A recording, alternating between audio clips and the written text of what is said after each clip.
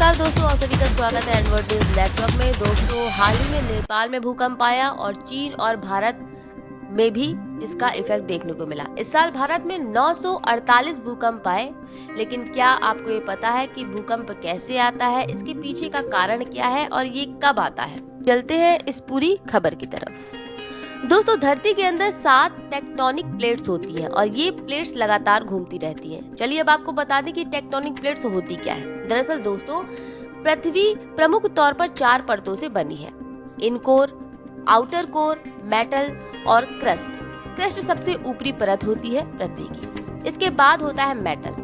अब आपको बताते हैं कि ये दोनों मिलकर, यानी कि क्रस्ट और मेटल, ये दोनों मिलकर बनाते हैं लिथोस्फीयर। और लिथोस्फीयर की मोटाई 50 किलोमीटर की होती है, जो अलग अलग परतों वाले प्लेटों से मिलकर बनती है, जिसे टेक्टोनिक प्लेट्स कहा जाता है। तो जब ये प्लेट आपस में टकराती है, रगड़ती है, एक दूसरे के ऊपर चढ़ती है या फिर दूर हो जाती है, ये कह लीजिए, तो जमीन हिलने लगती है। इस वजह से इसे ही भूकंप नाम दिया गया है, इसे ही भूकंप कहते हैं।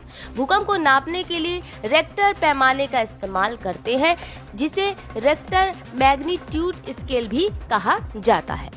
दोस्तों, आपको बता दें कि रेक्टर मैग्नीट्यूड स्केल 1 से 9 तक ही होती है, जिससे भूकंप की तीव्रता को उसे केंद्र यानी कि एपिसेंटर से नापा जाता है। आपको जानकारी दे दें कि 1 का मतलब होता है कम तीव्रता की ऊर्जा निकल रही है भूकंप से, वहीं 9 का मतलब होता है कि सबसे ज्यादा ऊर्जा निकल रही है भूकंप से। दोस्तों, अब तक का सबसे बड़ा भूकंप जो है वो दक्षिणी चिली में आया था, यानी कि एक रिकॉर्ड किया गया है कि सबसे बड़ा भूकंप 1960 में आया था। वाल्डीविया भूकंप इसे नाम दिया गया था। यह भूकंप जो था 9.4 से 9.6 के बीच की तीव्रता को लेकर आया था, जिसने दक्षिण चिली को पूरी तरह से हिलाकर यानी तबाह कर रख दिया था। इस भूकंप में 6000 लोग मारे गए थे, जिस कारण से प्रशांत महासागर में बार बार सुनामी आई। वाल्डीविया भूकंप, जिसे टेक्टोनिक प्लेट्स के टूटने से आया है, उसकी लंबाई 800 किलोमीटर बताई गई।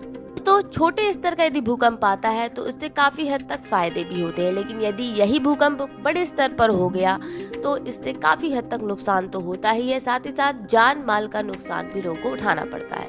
वहीं भूकंप से धरती की अंदरूनी संरचना को समझने में वैज्ञानिकों को काफी हद तक मदद मिलती है, जिसके कारण ऊंचाई वाले इलाकों का निर्माण तो होता ही है, साथ ही साथ जलवायु पर पॉजिटिव इफेक्ट भी पड़ता है, जैसे कि पठार, घाटियां, पर्वतीय भूकंप के दरमियान ही बन पाते हैं।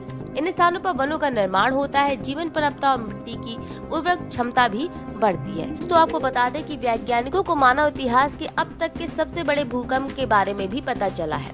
दरअसल चिली यूनिवर्सिटी के प्रोफेसर डिएगो सालाजार ने इस बारे में रिसर्च किया, बताया कि इस भयानक भूकंप की तीव्रता रिक्टर पैमाने पर 9.5 थी। तो उन्होंने ये भी बताया कि ये भूकंप 3800 साल पहले आया था। भूकंप उत्तरी चिली में आया था। दरअसल इस भूकंप की वजह से सुनामी की 66 फीट लंबी लहरें उठी थी और एक टेक्टोनिक प्लेट के टूटने के कारण से इस इलाके की तटरेखा ऊपर उठ गई थी। दोस्तों, वैज्ञानिकों का ये भी कहना है कि लगातार चीन की तरफ बढ़ रही है भारतीय टेक्टोनिक प्लेट्स। अगर ऐसा होता रहा तो भूकंप का केंद्र भारत में ही होगा, जिससे बड़ी तबाही देखने को मिलेगी। दरअसल इंडियन टेक्टोनिक प्लेट हिमालय से लेकर आर्कटिक तक फैली है।